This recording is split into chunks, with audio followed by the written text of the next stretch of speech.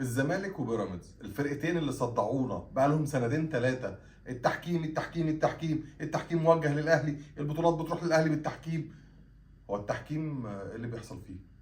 التحكيم دلوقتي بقى عليه سكر عشان الاهلي مش في البطوله. الناس اللي صدعتنا بيانات وتصريحات واعتراضات على كل حاجه بيعملها التحكيم، فجاه اتحاد الكوره بيعلن عن حكم مصري لنهائي كاس مصر بين الزمالك وبيراميدز، يعني بطوله، يعني ما ينفعش فيها اي شك من اي جهه. المفروض ان انا بشك فيها. والفرقتين ما اعترضوش على كده، الفرقتين اعترضوا على حاجه تانية خالص. الفرقتين اعترضوا على ميعاد الماتش. ليه بقى ميعاد الماتش؟ علشان ميعاد الماتش ده هيخلي الموسم يخلص في قبل 2/6، علشان الموسم لما يخلص قبل 2/6 يبقى الاهلي عنده فرصه يسجل لاعيبته المحترفه الجديده اللي هو جابهم، علشان باب القيد لا يمكن يتفتح والموسم لسه شغال.